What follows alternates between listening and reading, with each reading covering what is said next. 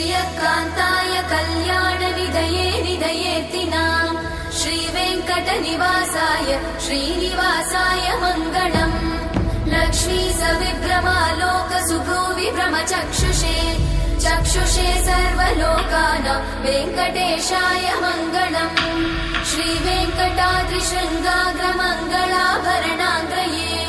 मङ्गलानां निवासाय श्रीनिवासाय मङ्गलम् सर्वावयव सौन्दर्य सम्पदा सर्वचेतसां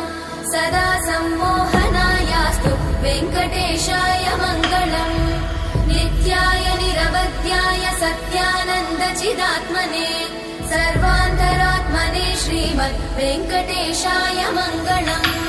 स्वतः सर्वविदे सर्वशक्तये सर्वशेषिने सुलभाय सुशीलाय वेङ्कटेशाय मङ्गलम्